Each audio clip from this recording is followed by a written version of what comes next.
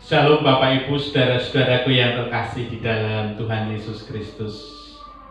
Tidak mengurangi makna ketika kita harus berkumpul kembali dengan keluarga di rumah kita masing-masing.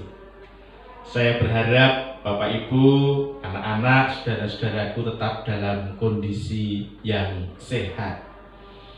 Bersama-sama kita akan memulai peribadatan kita pagi hari ini di hari Minggu 24 Oktober 2021. Sama-sama kita masuki saat hening. Di dalam hati kita masing-masing kita ungkapkan sebuah pengakuan yang demikian. Pertolongan kita adalah dalam nama Tuhan yang menjadikan langit dan bumi.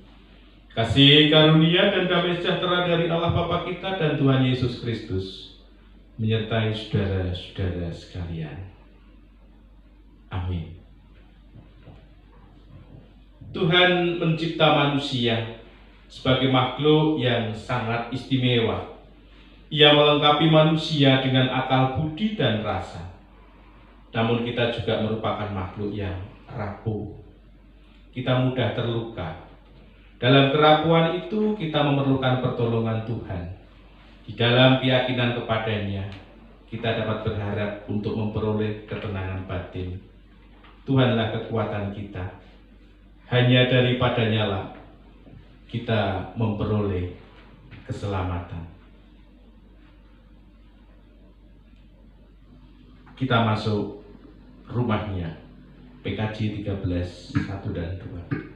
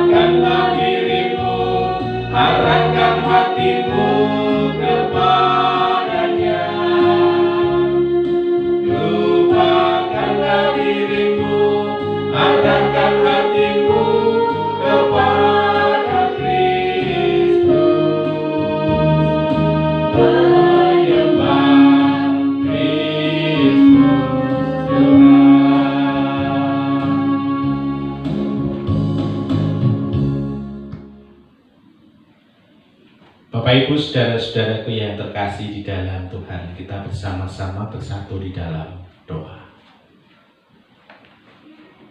Allah sumber berkat kekuatan, Allah sebagai sang penyelenggara kehidupan, bersama-sama dengan keluarga kami bersujud di hadapan-Mu untuk mengungkapkan rasa syukur bakti kami kepada Bapa. Oleh karena berkat penyertaan-Mu yang senantiasa Tuhan nyatakan di tengah kehidupan kami satu persatu.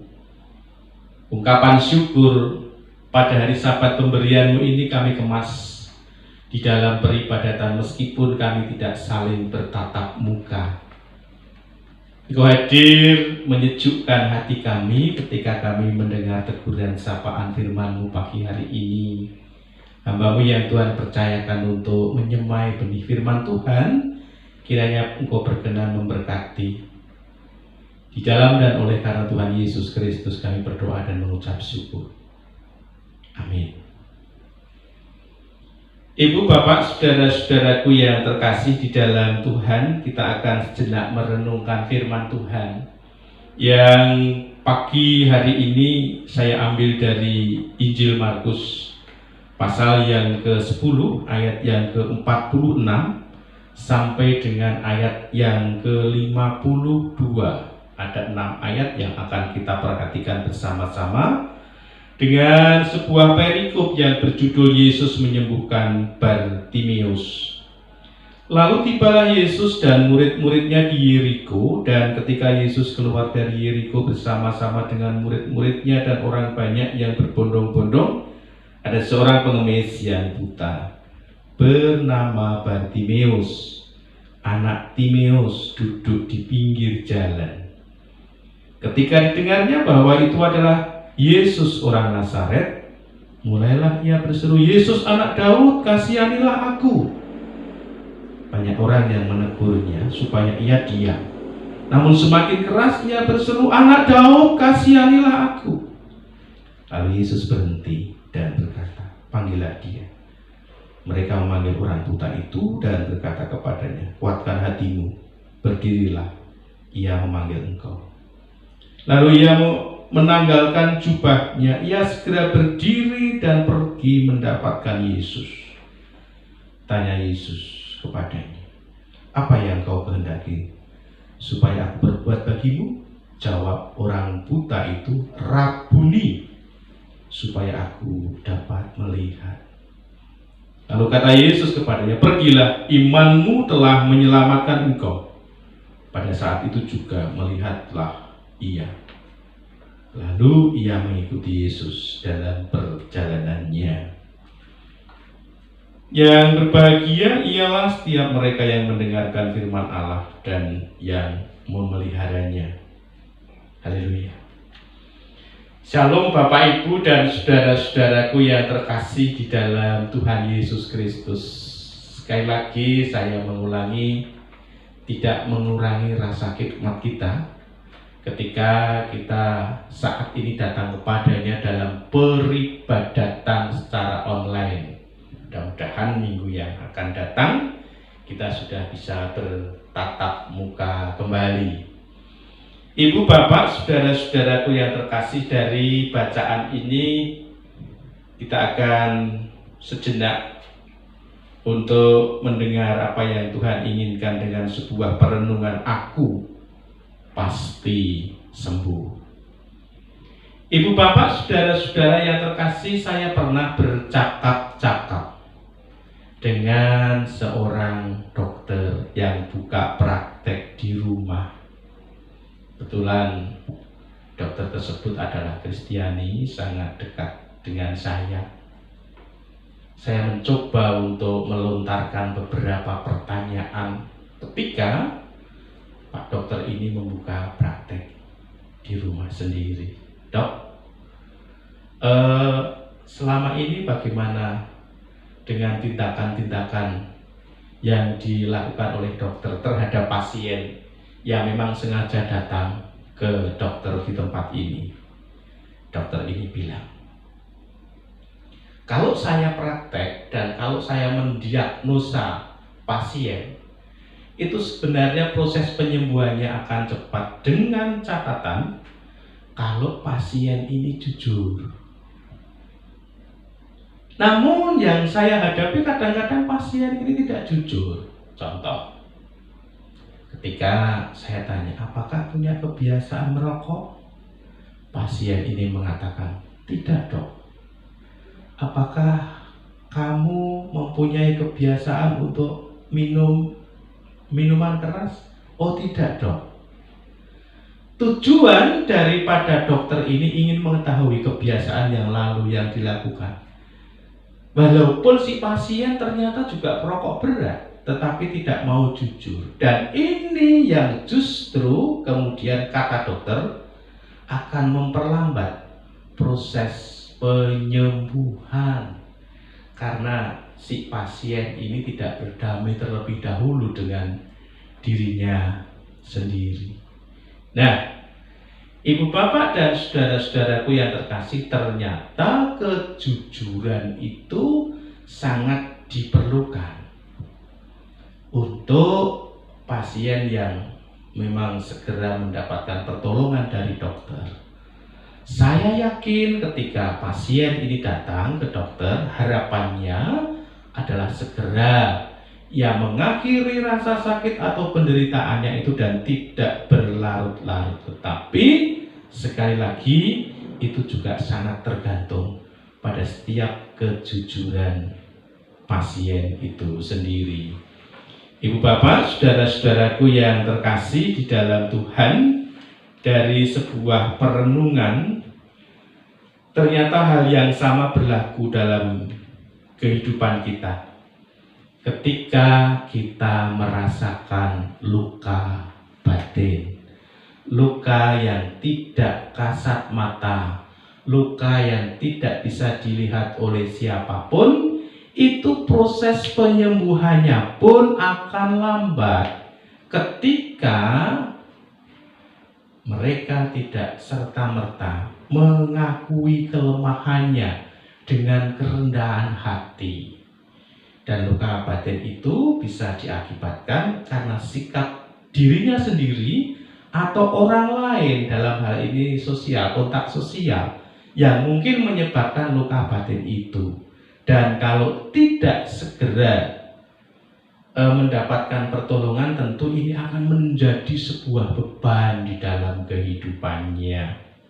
Nah, kita melihat Bartimeus, narasi yang ditulis oleh Injil Markus ini menurut saya berbeda. Ketika ada sebuah peristiwa Yesus menyembuhkan perempuan yang pendarahan sekian puluh tahun, di dalam narasi itu tidak disebutkan nama perempuan itu. Tetapi dalam bacaan kita menyebut adalah Bartimeus, yang pada saat itu dia buta. Sebagaimana orang yang buta tentu kan tidak melihat apapun yang ada di sekitarnya. Dan kenapa nama ini ditulis? Menurut para ahli memang meskipun profesinya ini sebagai pengemis, rupanya Bartimeus ini dikenal banyak orang dengan sebutan anak Timeus. Nah, pada saat itu Bartimeus mempunyai niat yang positif untuk bertemu dengan Tuhan Yesus, untuk berjumpa dengan Tuhan Yesus. Dan niat inilah adalah niat yang paling jujur, dengan rendah hati mohon belas kasihan. Ia berteriak karena tidak bisa melihat sosok Yesus. Bisanya hanya bisa berteriak. Dan Bartimeus ini memanggil Yesus tidak lazim seperti orang-orang yang pada saat itu memanggilnya. Orang-orang pada saat itu memanggil Yesus itu sebagai Yesus orang Nazaret. Tetapi Bartimeus ini berseru memanggil Yesus sebagai anak Daud. Dan kita tahu ketika anak Daud itu adalah sebutan Mesias yang akan datang, yang dinanti-nantikan, yang dipercayai. Nah, Bapak Ibu saudara-saudara, ternyata dari sebutan itu pun sudah menunjukkan bahwa ternyata Bartimeus ini mempunyai iman yang sangat luar biasa untuk ketemu dengan Mesias. Tetapi Bapak Ibu dan saudara-saudara yang terkasih, ternyata ada dua hambatan. Ya, ada dua hambatan yang menghambat proses Bartimeus ini tidak segera mendapatkan pertolongan. Yang pertama, karena Bartimeus ini adalah orang yang buta. Ia tidak bisa melihat siapapun, hanya bisa mendengar suara orang berbondong-bondong, suara orang berteriak-teriak, Yesus orang Nazaret, kasihanilah aku. Hanya mendengar itu. Itu karena keterbatasan fisik. Jadi karena keterbatasan dirinya, keterbatasan fisiknya, cacatnya, tidak bisa melihat, buta, maka Bartimeus tidak bisa segera cepat untuk bertemu dengan Yesus. Karena di sana menurut bacaan kita di Yeriko pada saat itu berbondong-bondong orang yang mau melihat Yesus. Artinya kerumunan yang sangat luar biasa. Dan Bartimeus hanya bisa berseru, Yesus anak Daud, kasihanilah aku. Itu hambatan yang pertama. Hambatan yang kedua, Bapak Ibu dan saudara-saudara, ternyata dengan teriakan itu membuat telinga orang-orang yang berbondong-bondong itu risih. Bahkan orang-orang banyak itu punya asumsi, iki Bartimius jane waras apa ora toh? Seolah-olah ada gangguan dalam jiwanya. Karena semakin dia dilarang untuk berbicara keras-keras, ternyata justru Bartimius ini semakin keras. Yesus, anak Daud, kasihanilah aku. Dipenging ning ora leren, malah saya seru. Dalam kitab suci bahasa Jawa versi 1981 ditulis di sana nguwuh-nguwuh. Artinya menangis sambil berteriak. Menangis sambil berteriak karena keterbatasan dirinya dan tidak bisa melihat. Bahkan seperti yang saya katakan, yang kedua itu justru hambatan eksternalnya adalah dari orang-orang yang tidak suka, yang mentertawakan, bahkan yang menganggap bahwa Bartimius itu adalah orang yang sakit ingatan. Nah, tetapi dari dua hambatan ini tetap Bartimius mohon kekuatan dan pertolongan Tuhan Yesus.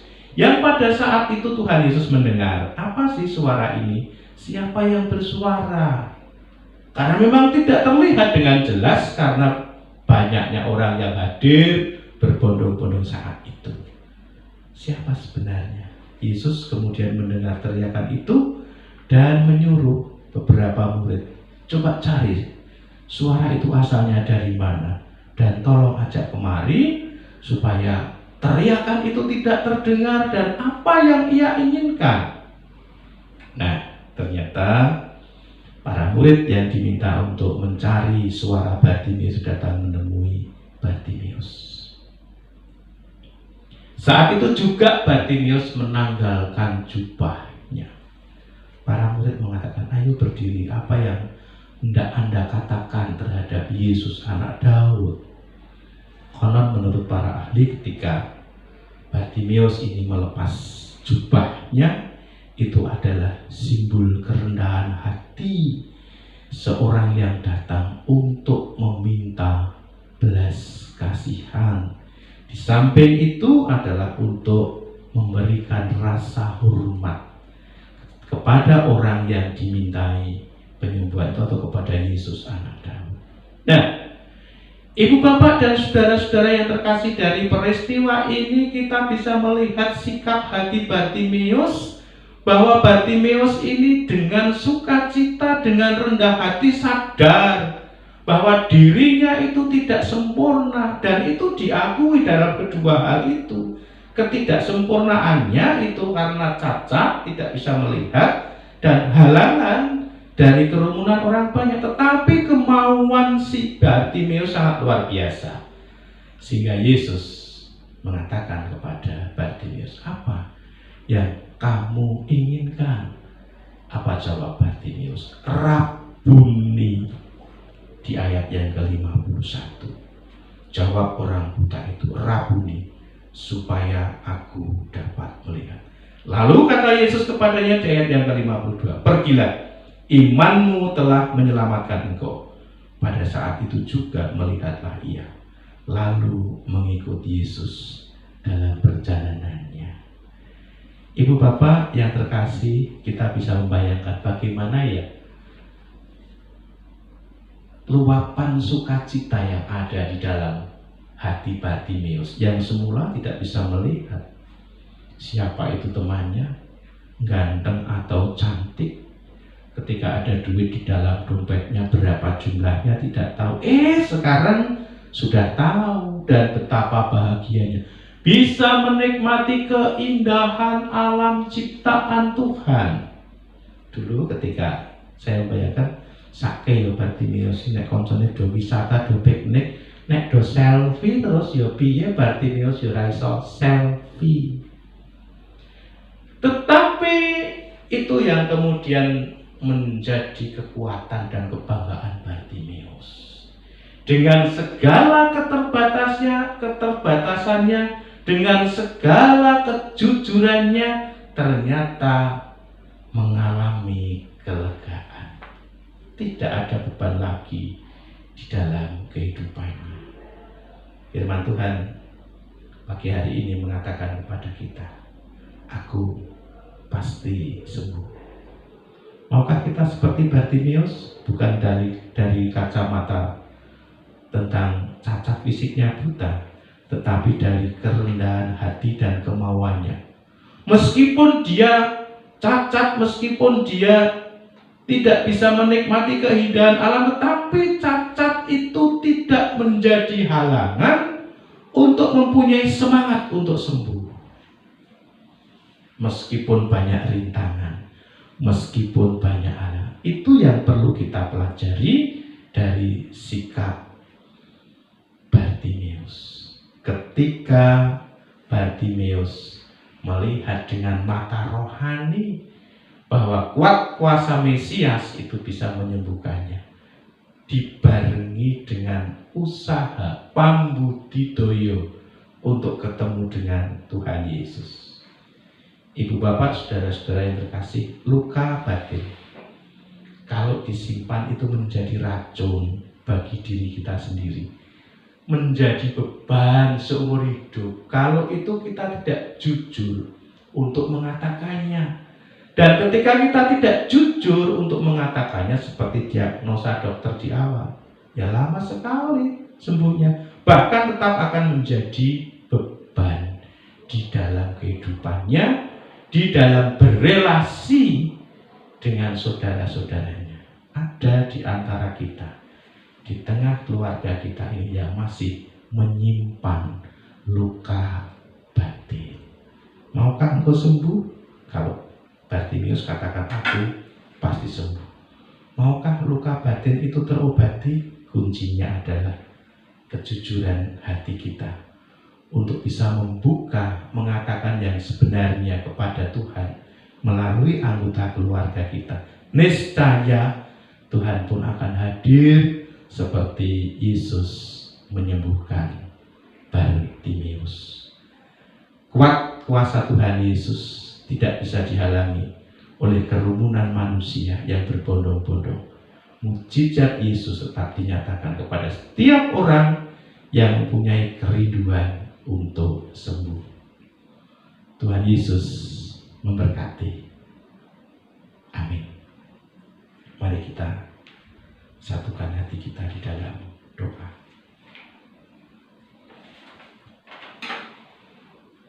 Terima kasih Bapa di surga untuk berkat-Mu pagi hari ini yang boleh kami rasakan bersama-sama. Ketika Engkau berfirman kepada setiap kami, biarlah firman ini boleh menyejukkan dan menyegarkan hati setiap anggota keluarga kami. Tidak memendam atau menyimpan luka batin, tapi dengan kejujuran kami, agar kami boleh berelasi dengan siapapun, kami harus sembuh seperti Bartimeus. Terima kasih Bapa di surga, berdoa untuk keberlangsungan tugas gereja milik Tuhan, khususnya di tempat ini. Biarlah upaya pemeliharaan dan pemberitaan kabar sukacita terus boleh berlangsung di hari-hari yang akan datang. Kami berdoa setiap kami ada di antaranya yang sakit, Tuhan hadir memberikan berkat, kekuatan dan pemulihan melalui berbagai upaya yang mereka lakukan. Terima kasih Bapa di surga, anak-anak kami yang merendah masa depannya, yang bergumul tentang pekerjaan, yang bergumul tentang jodoh, Tuhan sendiri yang juga akan mewujudkan apa yang menjadi harapan anak-anak kekasih Tuhan. Bangsa negara kami, Republik Indonesia, seutuhnya kami serahkan dalam tangan pengasihan-Mu. Engkau hadir mengiringi setiap kepemimpinan mereka. Terlebih juga di sekitar kami, Yayasan Pendidikan Kristen, Yayasan Kesehatan Kristen yang terus Tuhan pakai untuk menebar kebaikan melalui bidangnya masing-masing, terus juga hadir memberkatinya. Terima kasih Tuhan Yesus ada di antara kami yang bermalas-malasan, yang sengaja menjauhkan diri dari pertemuan-pertemuan ibadah. Mari Bapa di surga, Engkau melembutkan hatinya, sehingga setiap kami mempunyai kerinduan untuk datang kepadamu. Ada di antara kami yang berulang tahun pekan ini, tanggal 25 Oktober, anak kami Genevi Dialisandra. Tanggal 27 Oktober ada Gamaliel Petra Timothy, ada Ibu Poniatin, ada Bapak Willy Sunindra. Di tanggal 28 Oktober Natasha Oktaviana Yulianto, dan di tanggal 30 Oktober Heru Susilo. Semua yang berulang tahun Tuhan tambahkan berkat, panjang umur, kesehatan, kekuatan, dan berkat-berkat yang akan mengiringi setiap langkah kehidupannya. Terima kasih Bapa di surga, dalam ungkapan syukur syafaat kami yang semuanya kami pinta karena kelembutan cinta kasih-Mu dalam diri Tuhan kami Yesus Kristus. Amin. Jemaat yang terkasih di dalam Tuhan, bersama-sama kita akan memperbaharui iman percaya kita untuk bersama-sama mengucapkan pengakuan iman rasuli kita. Aku percaya pada Allah Bapa yang Maha Kuasa, Khalik langit dan bumi, dan pada Yesus Kristus anaknya yang tunggal Tuhan kita, yang dikandung daripada Roh Kudus, lahir dari anak darah Maria, yang menderita di bawah pemerintahan Pontius Pilatus, disalibkan, mati dan dikuburkan, turun ke dalam kerajaan maut. Pada hari yang ketiga bangkit pula dari antara orang mati, naik ke surga, duduk di sebelah kanan Allah Bapa yang Maha Kuasa, dan akan datang dari sana untuk menghakimi orang yang hidup dan yang mati. Aku percaya pada Roh Kudus, gereja yang kudus dan am, persekutuan orang kudus, pengampunan dosa, kebangkitan daging, dan hidup yang kekal. Ibu bapak, saudara-saudaraku yang terkasih, dalam setiap waktu, keadaan, kapanpun dan dimanapun kita senantiasa menerima berkat Tuhan melalui apa dan siapa.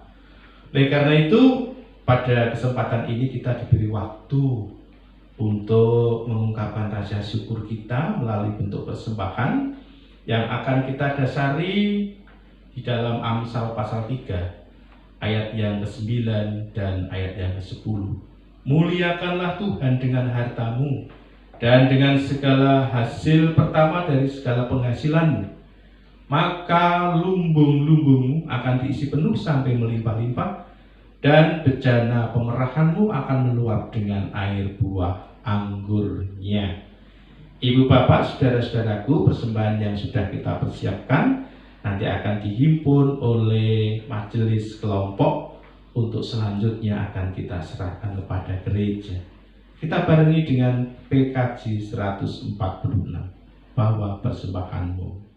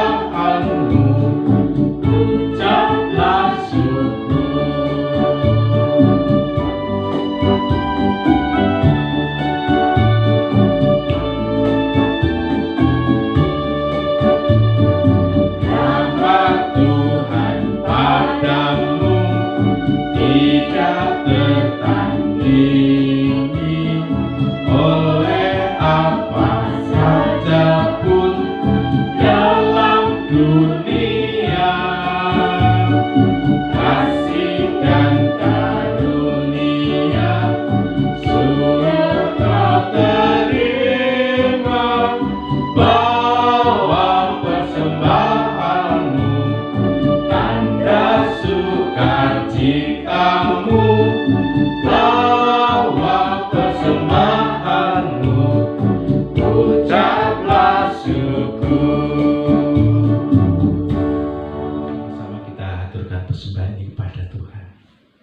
Inilah ungkapan syukur kami Bapa, dan inilah wujud tanggung jawab kami sebagai orang beriman yang senantiasa Tuhan pelihara.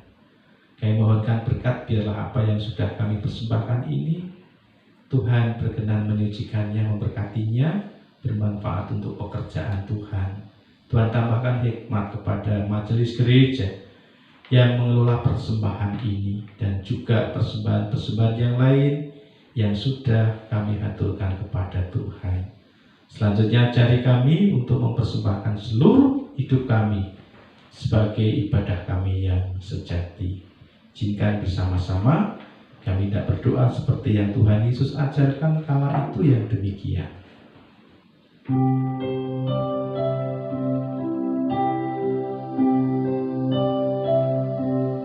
Bapa kami yang ada di surga,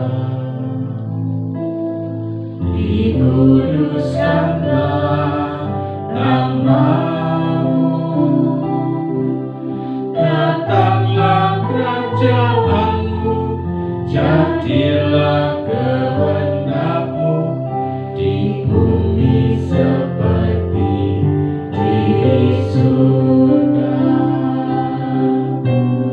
Beri kami hari ini makanan yang secukupnya, ampuni salah kami seperti kami ampuni yang bersalah pada kami.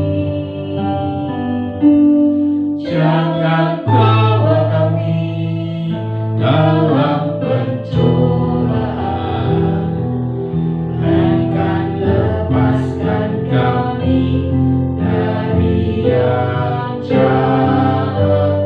Sebab Allah yang punya kerajaan dan kuasa dan kemuliaan sampai selama-lamanya. Amin.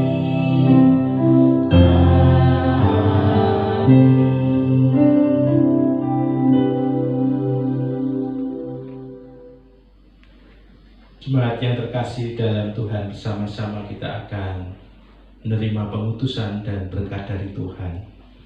Tuhanlah kepala keluarga kita yang sesungguhnya. Hiduplah dalam cinta kasih keluarga Allah, silih asah, silih asuh, dan silih asih. Teruslah bertekun dalam iman kepadanya, dan untuk itu terimalah berkat Tuhan. Tuhan memberkati engkau dan melindungi engkau. Tuhan menyinari engkau dengan wajah-Nya dan memberi engkau kasih karunia. Tuhan menghadapkan wajah-Nya kepada engkau dan memberi engkau damai sejahtera. Amin.